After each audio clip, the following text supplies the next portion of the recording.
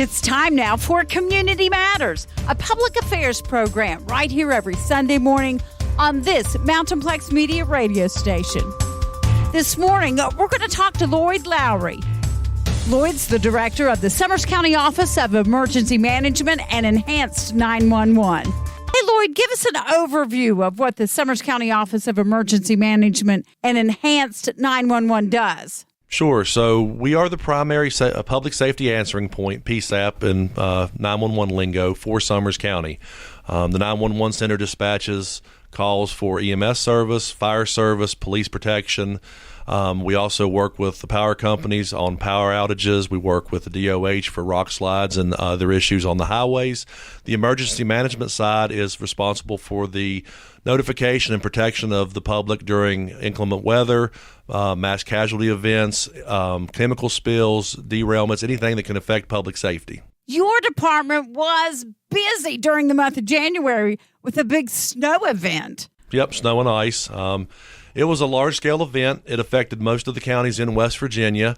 Overall, we were very fortunate in comparison to some of the other counties, like Mercer County, some of the counties up north. But we had several inches of snow, followed by a period of freezing rain and ice, which caused a lot of power outages. It caused a lot of tree damage, road blockages, a lot of issues for the citizens within our county.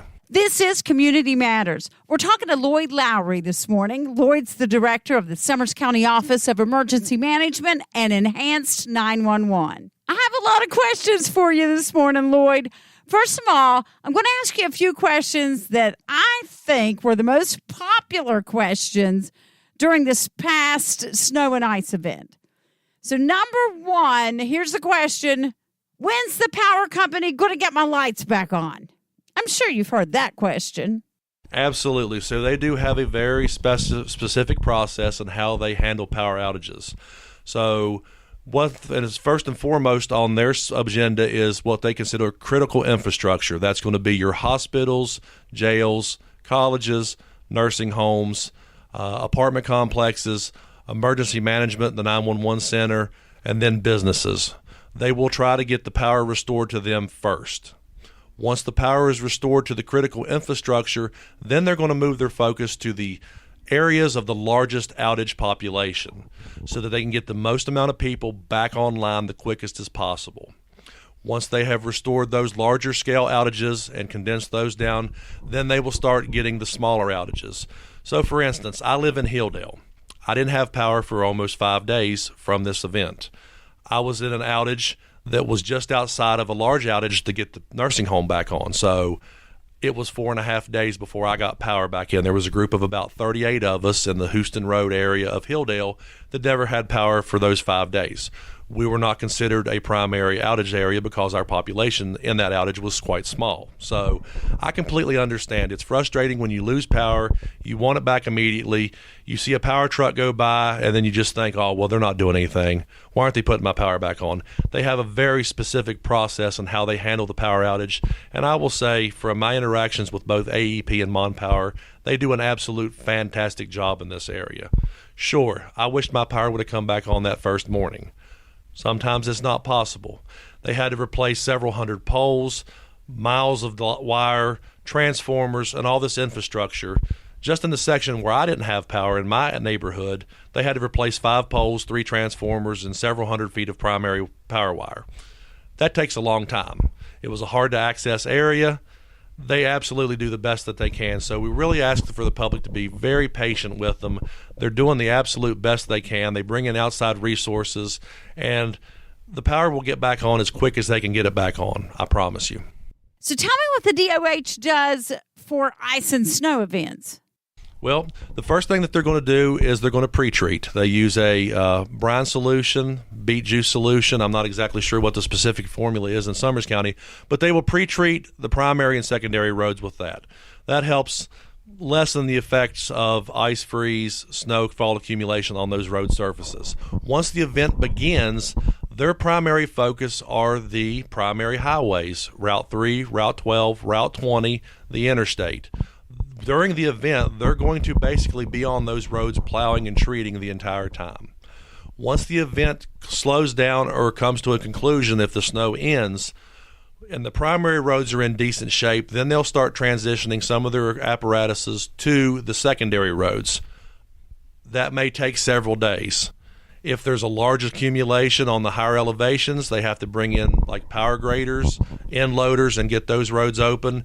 And then sometimes it's impossible to get the roads completely clear because of vehicles drive on these roads, packs the snow down, it turns into ice, where we have a sustained cold weather event along with this storm.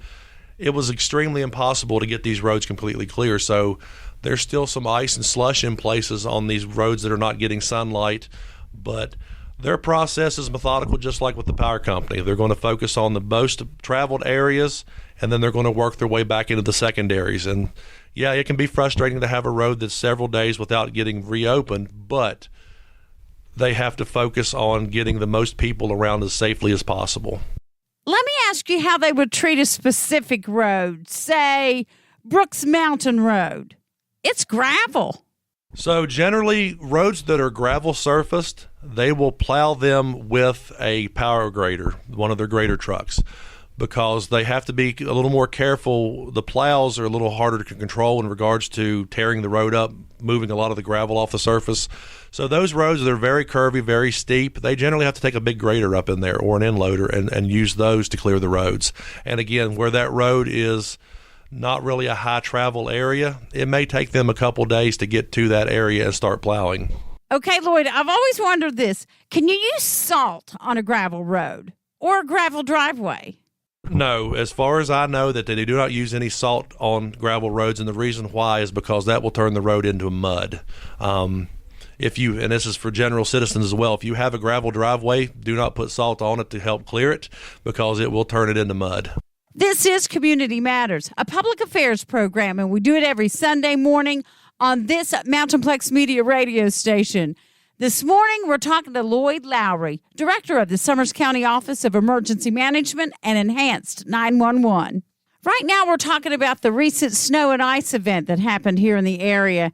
So we saw temperatures below zero. Any tips, Loyd, on dealing with that high electric bill? Well, MonPower and AEP both have budget plans. I would highly suggest that if you have an increase in the wintertime, if you use electric heat sources, to set up the budget where it kind of averages out the cost of electricity over the course of a year so that you're not going to get hit with these massive bills out of nowhere. It kind of levels out, and then over the course of 12 months, you can pay those. Also, backup heat sources are a great idea. Propane, natural gas, if you're in an area where that service is at. Covering your windows with blankets is a great way to keep heat in. Setting the thermostat a little bit lower and wearing a sweater in the house. It doesn't have to be 75 in your house for you to survive. So there's some other options. And both AEP and MonPower have a website. They have lots of information on there on how customers can conserve energy and lower their costs. So what if the power's out for an extended length of time and some folks don't have a backup source for heat? Yeah, so we do have warming centers that are on standby in various parts of the county. If requests for those come in from the public, we do open those up, and they're staffed either by myself or volunteers. Forest Hill Fire Department is a warming station for us. The Talcott School Gymnasium is a warming station for us. Talcott Station 51 Fire Department is also a warming station we can utilize. The Memorial Building here in Hinton can be a warming center. And we just signed an agreement with the Sandstone Missionary Baptist Church in Sandstone to utilize their facility for warming centers. So when requests come in, when the weather gets cold, we will have those ready to go for the population. For our at-risk homeless per se, or our at-risk populations, the Hinton City Police Department and the Reach office here in Hinton do a fantastic job keeping up with those known people, and they will work to get them shelter accommodations, get them placed to stay warm and be out of the weather. We currently do not have a full-time shelter in Summers County, so if a situation arises, we can open shelters for population in working with West Virginia Division of EMD, Emergency Management, and with VOAD, which is Volunteers for Disaster Recovery, also with the Salvation Army and the Red Cross. We can get shelters open here in the county. Who mans the warming stations?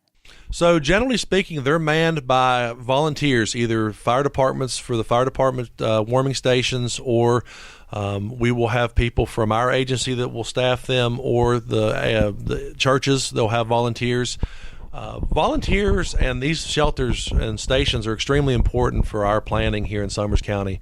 So if you are a church or an agency that is willing to allow us usage of your building or buildings during these events, please reach out to me, 304-466-5613, and we can discuss it and get an MOU, a memorandum of understanding between the agencies that basically state that what we're using this building for, what you would be responsible for as the building owner. And if there's any volunteers that would be willing to come and help us with these shelters and warming stations, to donate your time, please reach out to me. We are a small rural county. We have a small agency here with emergency management and 911, and we will certainly not refuse any help that is offered. We're talking to Loyd Lowry, Director of the Summers County Office of Emergency Management and Enhanced 911. Loyd, I would imagine during a snow and ice event that first responders really have the work cut out for them, especially getting to the emergency. Yes, we will do everything in our power. And in fact, during the last weather event, we cut trees, probably 100 or 150 trees on Route 20 from the Lily Bridge up to Pipestem to get an ambulance to a house that was having a medical emergency. So our first responders, along with the state road volunteers, will go out, we'll get these roads open. If you have a situation where you're unable to get out of your house, or if you have a medical emergency, or if you're running low on oxygen or fuel, our first responder agencies, our volunteer fire departments, our sheriff department, city police, they will go above and beyond to get to you, get you what you need, or help you any way we can. So if you have a situation like that, please reach out to the 911 center on the non-emergency phone number, which is 304-466-3333. Let us know your situation, and we will do everything in our power to get you assistance. We had a roadway that collapsed in the Talcott area during the weather event. A tree had uprooted, and the ball of root had took out the entire roadway. So we worked with a good neighbor agency. We worked with VOAD to get resources down there to get that road rebuilt, because it was basically blocking in on 10 residents that were more older age, and they didn't have a way in or out for anything. So we will try our best at 911 and emergency management to get you what you need, or get you in a situation where you're safe. So please don't hesitate to reach out to us if you have those special situations that you don't think is an emergency, but we will do everything in our power to help you. This is Community Matters, and I'm Kathy St. John, and we are talking to Loyd Lowry. Loyd is the Director of the Summers County Office of Emergency Management and Enhanced 911. Hey, Loyd, I want to hear some stories. Tell me some things that your department did during the last snow and ice event. Some behind-the-scenes things. Sure, absolutely. So the first 2 days of the weather event, Monday and Tuesday, we answered almost 600 calls at the 911 center in relation to downed trees, down power lines, medical emergencies, car wrecks, stuck vehicles, etc.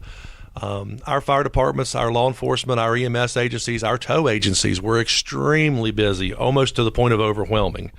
But we did have some great stories. Like I want to give a shout out to Tom Scott. He's the chief of Station 12 in Green Sulphur Sandstone.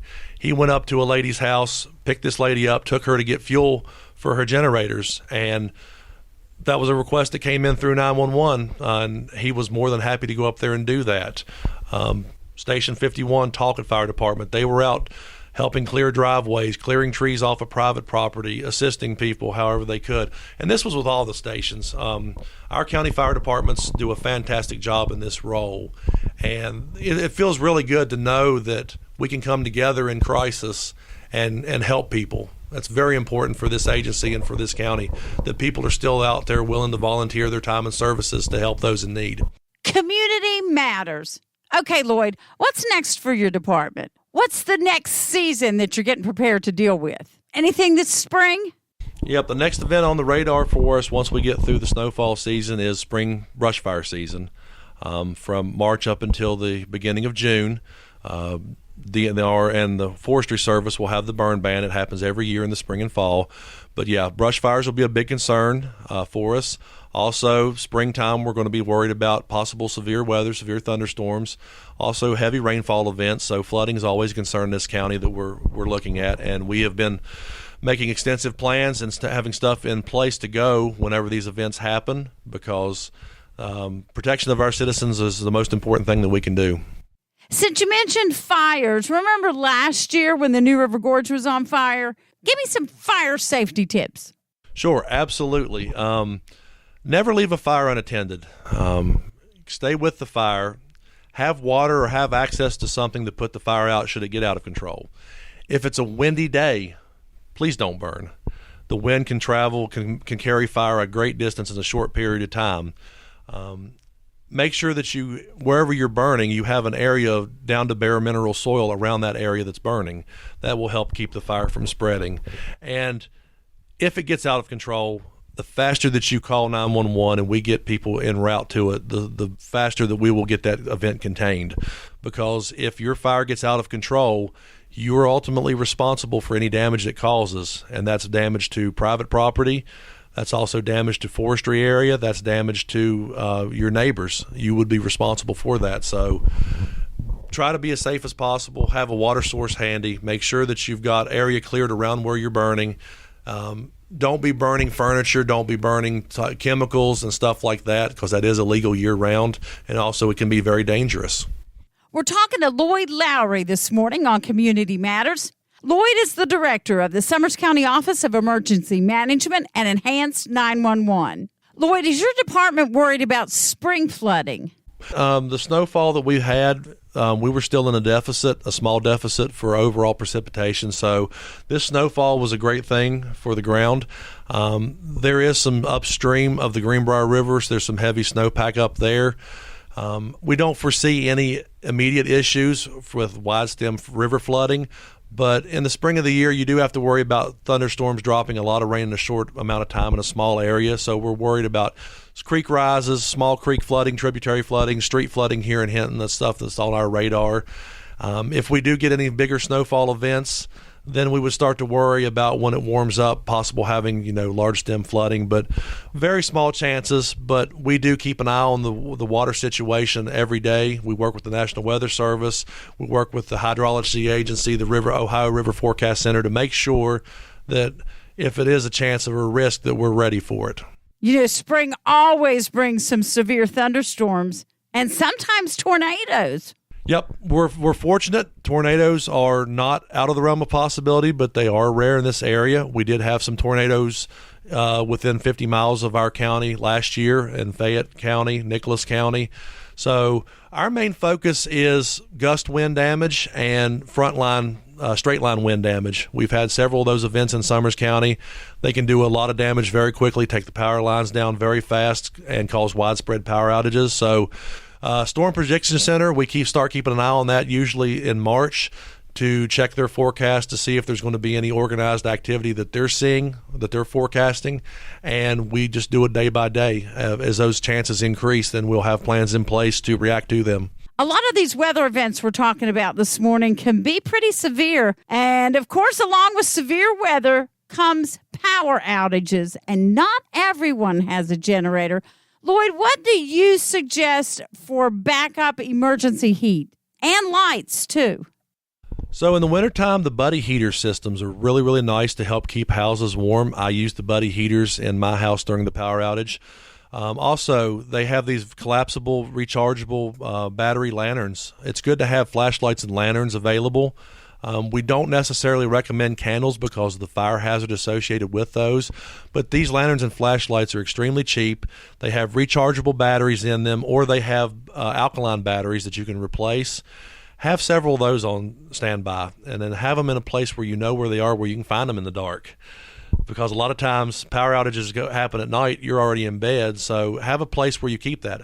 Also, it wouldn't be a bad idea to have some easy to heat or dehydrated type meals like your MREs and emergency rations. Have 2 or 3 days supply of food and water at your house at all times, in case you can't get out, in case a tree blocks your entire driveway and it's hard. It'll be a while before somebody gets to you to get it removed.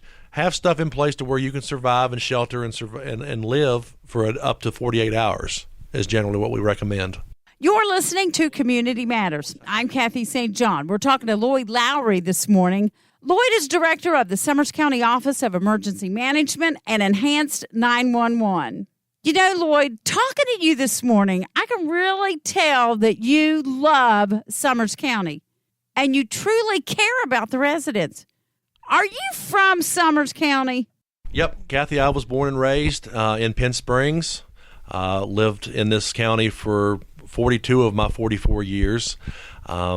Married a lady that lived right down the road from me here in Summers County, so extremely familiar with the area. I've worked in basically multiple fields in retail management, in IT for the hospital in Lewisburg for many years, and I have been in this position since March of 2024. Have two boys. One's full grown and just got out of the military basic training, and a 14-year-old boy who's in high school.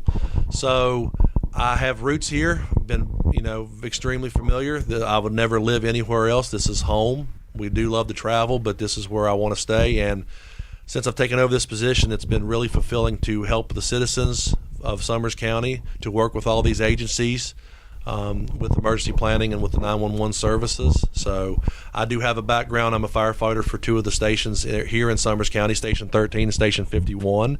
I've been a member there for almost 5 years of those. So it's nice to help people, and it's one of the more gratifying things is when things go right and you get people the help they need when they need it. Loyd Lowry, who do we call in case of emergency? And where can folks just call to talk to you? So 911 will get you into the office on a cell phone, on a regular phone. You can also text the 911 in this county. So you would go to your text function on your phone and text a message to 911. We can respond to that as well. The good thing about text to 911 is it does allow AI translation of over 120 different languages. So if English is not your native language, it'll come into our 911 center, translate it to English for us, and then when we reply to you, it will go to your native language on your phone. So again, emergencies are 911 or text 911. If you have a non-emergency issue, or if you have something, a concern or a comment, our non-emergency number is 304-466-3333. And you can reach out to that number 24/7 as well. If you want to speak to me directly, my extension is 304-466-5613. Does your department have a Facebook page or any other social media pages? Yes, we do have a Facebook page, Summers County, West Virginia 911 Center. So far, the page has been growing tremendously, and we do put a lot of information on that page, and we share it with some of the larger groups, Facebook groups for Summers County. We're also on Nextdoor, which is another up-and-coming social media platform, Summers County, West Virginia 911 Center. Those are currently the only two social media presences we have. We are looking into expanding out here in the future to some of the other ones, and we'll certainly update everybody when that happens. Thank you, Loyd Lowry, Director of the Summers County Office of Emergency Management and Enhanced 911.